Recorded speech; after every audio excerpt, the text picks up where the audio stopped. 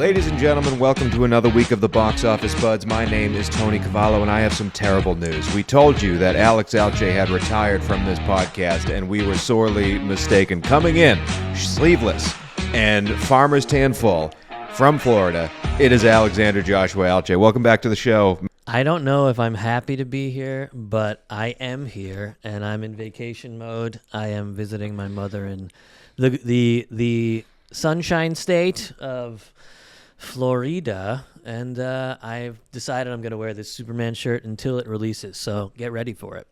Love that. I like that. How many things, times have you...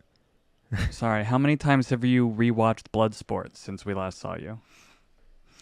I did a large sojourn. I did an Aaron Rodgers-esque sojourn into the woods, came back, watched Bloodsport 3 times, understood that it's easily a top 3 martial arts movie, but okay. Found myself and also understood that other people have other things that they appreciate, and that's okay. So we're going to move forward, and happy to be back, happy to be a bud once more.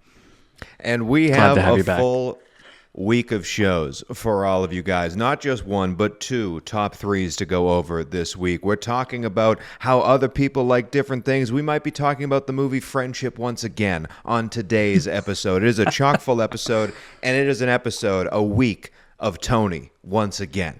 Because I have another movie coming out in the Fantasy Box Office League. If this is your first time watching this show, each of us participate in a Fantasy Box Office League. We draft 5 movies coming out this calendar year. Whoever makes the most money at the worldwide box office wins the league. I am the defending champion. My titan for this year was Lilo and Stitch, and it is getting me ever closer to the top of the standings, as you can see right now. Dangle's still in our third, good friend. Still in third, yes. Dango's our good friend is at the top with 1.2 billion. Kellerman, the man on this show with me right now, is 1.1 billion, and Lilo and Stitch is just kissing that 1 billion mark. And How to Train Your Dragon is on the horizon. Alche, I have to squint really hard. How are you doing in these league standings? I can't see you from this high up the mountain. Things are going exactly as planned, guys. I don't know what you mean. Listen, I got juggernauts coming left and right and galore. You guys didn't even know, but Freakier Friday is going to be a thing, and we'll get into it when that happens. Okay. But Freakier Friday is going to surprise people, and don't forget about my sleeper indie pick, which is Downton Abbey, the grand finale. So I got a lot coming for you, not to mention... Your indie pick certainly has an opportunity to change things around, and Superman, obviously.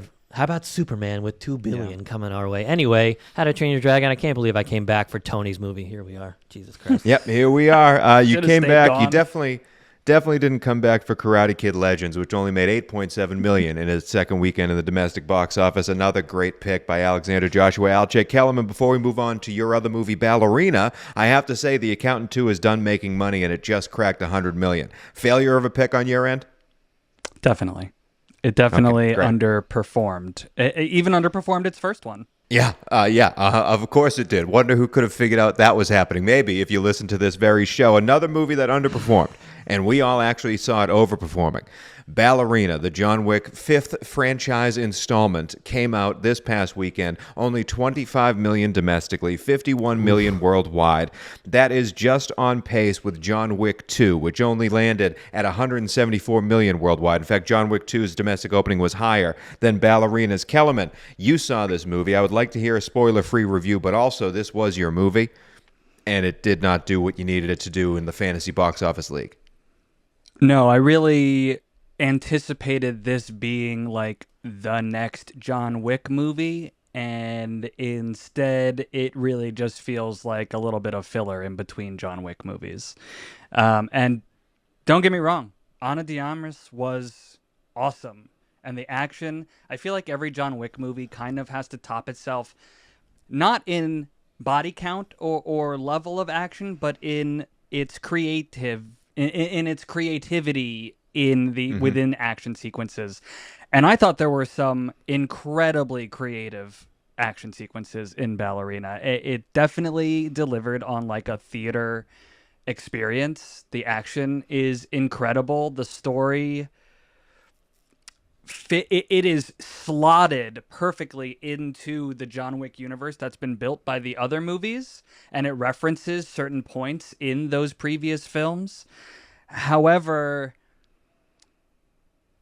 it just didn't, it wasn't a John Wick movie. It felt like a John Wick movie, but it was not a John Wick movie. And while I enjoyed it, it did not live up to what I had hoped it would be, both as a movie and obviously both in its box office. Hold on. John Wick movies don't have plots. Like That's not true. That's not true at all. The plot might be the thinnest. The plot is like thinner than like a thread. No, that's only true of the first one, which is why I think the first one is one of the worst. First of all, just to be clear, I think all four are excellent. But I think that the first one is just a killing spree based on someone killing his dog. Yes. Whereas I think that Yeah. each movie after that actually really expands the world and story in a huge way, from 2 being more about the rules of the Continental and being more about the Continental rules being broken, and then he's excommunicado for 3, and then 4 is all bets are off and the Continental is in trouble. I mean, the story, I think, gets more intricate and builds on itself each time around, which is why I think they keep getting better. And maybe that's why Ballerina felt like a little bit of a step back, because it kind of fits in between John Wick 2 and 3, if I'm remembering the order of events correctly. 3 and 4? Okay, fine. It slots between 3 and 4.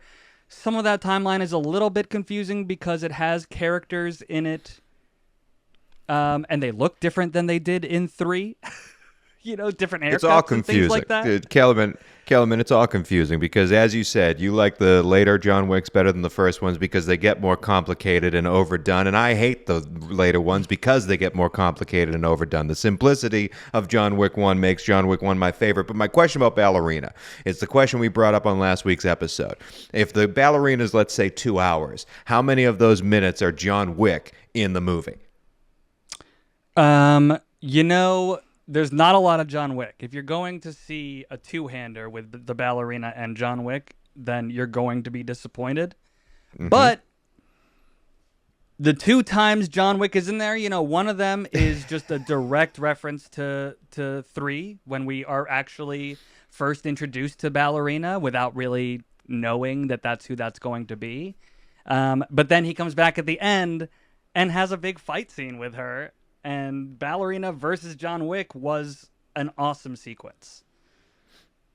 Well, so the John Wick that's in there, is great. And Keanu Reeves can just step into John Wick so easily, it seems.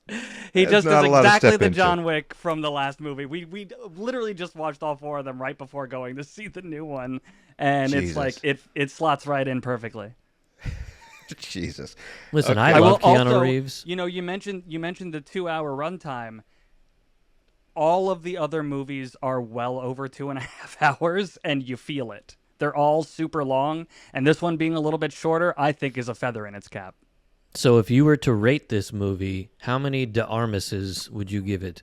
I give it 70 Armises. Wow, that was not the number I was expecting. 7 out of 20. Yeah, no, the thing is that it's a really great action movie. And I saw it with my girl Nancy, and she loved that it was a female action star after she had already fallen in love with John Wick and the John Wick movies. She loved seeing a female in that kind of role, and they do a really good job of not making her indestructible the way John Wick was. But still believable as an action hero. And she really pulls it off. And, it definitely would be ranked lower. If I were to rank all the John Wick movies, it would be in the lower end of them. But it wouldn't be the last one. It's pretty good. We're just in an extremely interesting place with hard R action movies right now. That Tell me about it. I aren't. really bet It's a wild. lot of my team on R-rated action movies, and they are terribly underperforming this year. All of them. Yes. Yes, they are. Outside of Marvel with Deadpool and Wolverine, we're really seeing that like there is not a market for this right now. Nobody wants to just see hard R crazy action. There needs to be a plot, or there needs to be a superhero, or why do you think that is? or, Do you think that it's because of the state of the world? Do you think there's so much real violence happening in the world right now that people don't want to go to the theater to see people shooting other people? I mean, that might be a deep reason, but I think it's more so that there's just a lot of competition over the last month, and these movies keep coming out at the wrong time. Like, these movies need to come out in a dead season. These movies might even do better during like Oscar movie time. Do you think this would have done better if it had come out last year when it was originally scheduled to? If it came out early, like in February, I think it would do better. If it came out in like October, it has a better shot. Like, staying out of these big heavy hitter seasons of summer and like, prime winter, November, December, those movies are not going to do well. And there's so much competition. And as we talk about week after week, there's only so many times you can see a movie. We're going to see a movie weekly, but most people are not. Well, you know what is doing well and is continuously paying off in the Fantasy Box Office League? Those PG-rated live-action remakes, which we will be talking about another one on tomorrow's episode. But I do want to just take a step back here, Kellerman. As you said, you guys enjoyed seeing a female lead in an action role, and that intimidating figure being from a female lead. We have another one. We have news about another big-time decision made in the world of Star Wars this time. Ryan Gosling is going to be in a Star Wars movie. We know that. It is coming out, and it was just released this week that we have found the villain of that Star Wars movie. It was reportedly offered to Mikey Madsen. She said no, and so now Mia Goth has stepped into the role to be the new Star Wars villain in the Ryan Gosling-led Star Wars movie. Kellerman, I'm back to you because you are the fanboy over here, and you also are a huge horror movie buff, and that's where Mia Goth sort of made her hay so far. Certainly. Are you happy with this casting?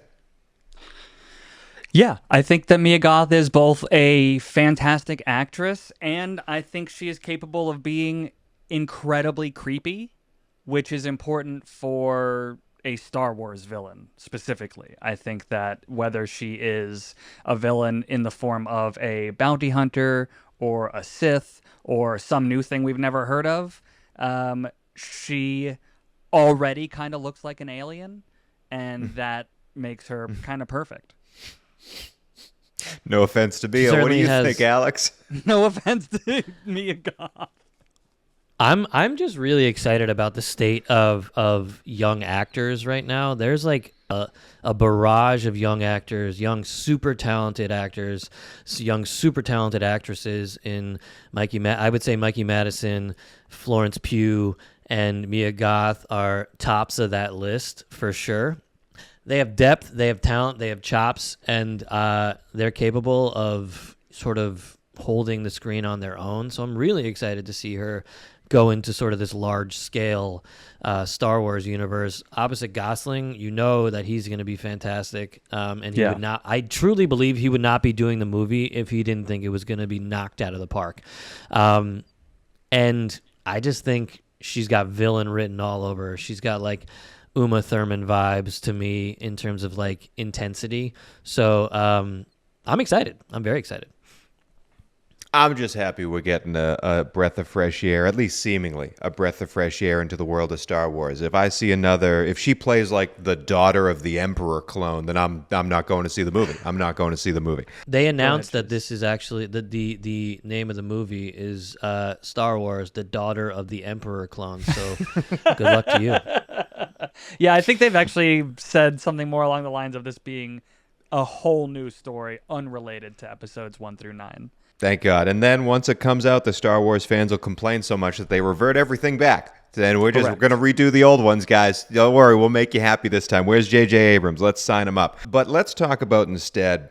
Boys, I know, Alche, you quit the podcast, you came back. That was a big story for us, but it wasn't the biggest story that the Box Office Buds had over the past week. One of our shorts, particularly our review of the movie Friendship, went viral recently, and we're getting a lot of interaction as people are now watching this movie. We saw it limited release a few months ago, gave our thoughts on it, and now people are responding to our thoughts. So we sent producer TJ Jones on the job. He is on assignment here because we got so many, an influx of comments. We want to interact with the fans. We want to do better of engaging the fan base here. So we asked TJ to put together the top 5 comments we got from our Friendship movie review. Take it away, producer Jones. I'm very excited to go over this wide variety of lovely comments that the people out there have suggested. So I'm just going to throw a few out here, and you guys can tell me maybe what your top 3 are, the ones I tossed out. How does that sound?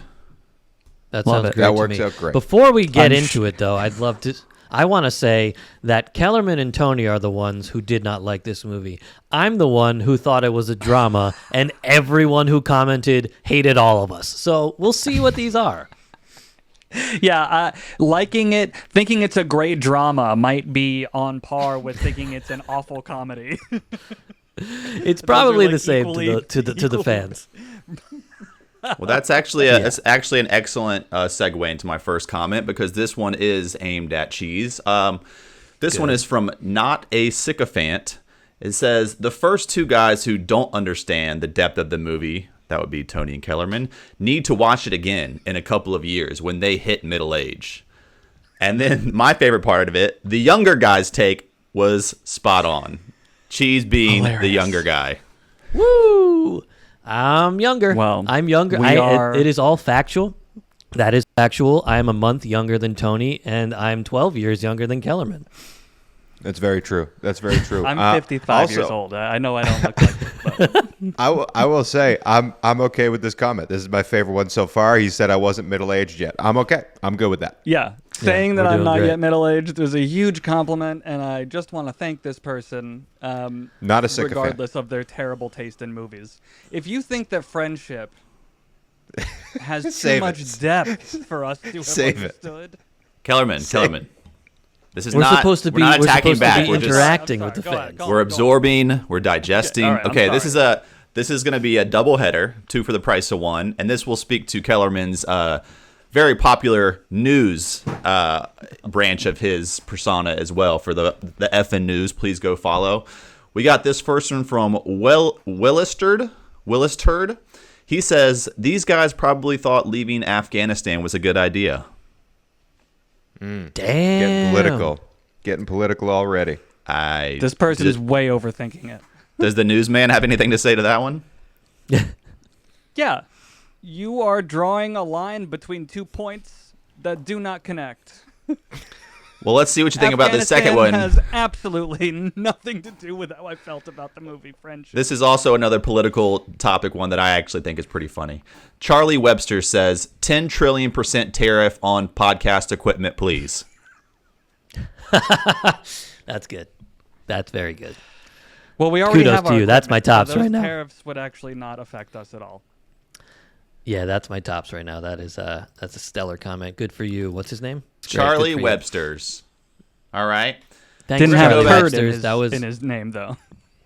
So yeah, didn't have turd, but great comment.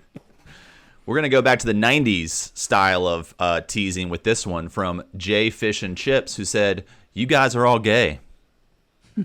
Wow. Okay. What if I am Jay Fish and Chips? Huh? What if we are? Would that be a problem? It's Pride Month, for God's sakes. We're going to go to... I know, in Pride Month. I'm sorry, was Friendship really big in the gay community? And I just missed that? I think it was someone who just had a stunted growth in their sense of talking junk on the internet. This one, we're going to go all the way to the present day of the youth, because I had to Google what this meant. When this gentleman, Hayden Couch, said, "Y'all are all chopped, just FYI." Meaning we're done? Meaning, what does it mean? Chopped, apparently, to today's youth means you're ugly. Y'all are all chopped, just FYI. All right, that's rude. under. Well, thanks for letting us know, I guess. That's just Oh rude. man, I I know we like said 5, but I'm just gonna rattle off a few more. Yeah, give and us y'all a can tell couple me more. here. I gotta there say, any out of that the ones, I will say this: out of the ones you picked out, that might be the worst top 5 list in the history of top 5 lists. Because I've read some of these comments, and none of them come close to. You were all chopped, but keep going, producer Jones. Rattle yeah, them off, we're rattle them ugly, off. we're gay. What are these comments? Now this one's good. Beeflion22 says, "You guys remind me of the dudes all living together and Knocked Up. Terrible opinion. 600 followers. Try reviewing each other's buttholes." Not a bad idea. I can do that quite Not easily. A bad idea. I give Cheese's butthole a 10 and Tony's butthole an 8. Thanks, We're gonna man. Tony we're is gonna keep it- hairier than me for sure. We're gonna keep it moving with Tile Rail, who says, "These guys have terrible would you rathers." We don't do. We don't Would You play Rather, What so. Would You Rather. I didn't understand. Well, thanks for either. listening. Are these Thanks for comments listening to coming the from people podcast. who watch our show? This one goes out to Ben Rosen. Feels like these. This is from Houston Rogers. Feels like these dudes love that Snow White movie. That's I the was best very part. Yeah, that's outspoken my about favorite. my distaste for the Snow White movies. So Put go that back one and at watch the our top. Snow White episode. Hi ho to you, sir. This one we also gave a positive reaction to because it was good. It was Bryce Roy said, "I bet these guys are stoked to see the new Marvel that's out."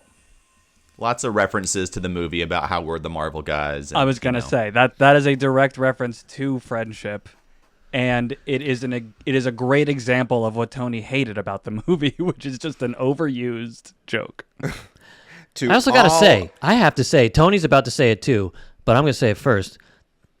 That line's not funny. I didn't laugh at that line. If people are laughing at that line, why are you laughing at that line? It's a lazy comedic line. To all of the people who left us comments on that Friendship review, I just want to say, if you enjoy the same joke over and over again for 90 minutes of your life, I have nothing more to say to you. Maybe enlighten yourselves and watch some of the good movies coming out this week, like How to Train Your Dragon. Anything else we want to say about Friendship before we move on?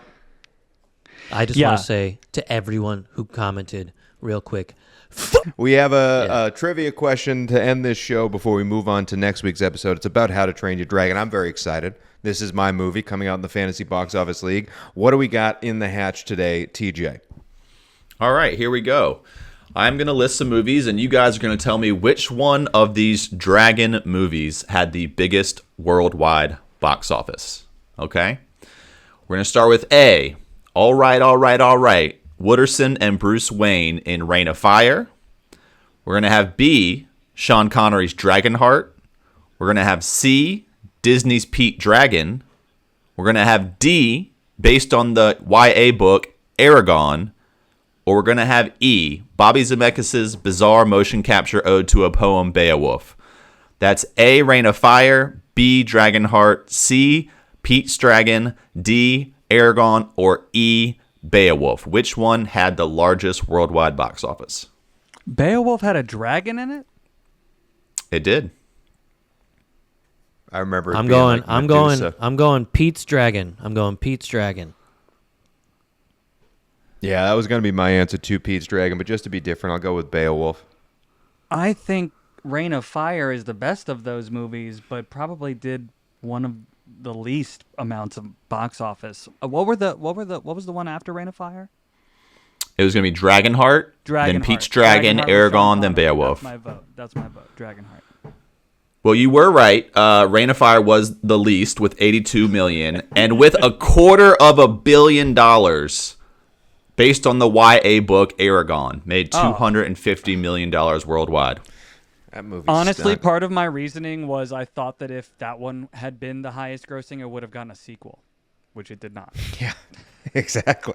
Well, that is it for today's Slap Happy episode of the Box Office Buds. Definitely the most organized we've ever been on a show before. Tomorrow, though, we're talking about back to our normal scheduled programming, How to Train Your Dragon, the big movie coming out this week, and yours truly is back on top of the world.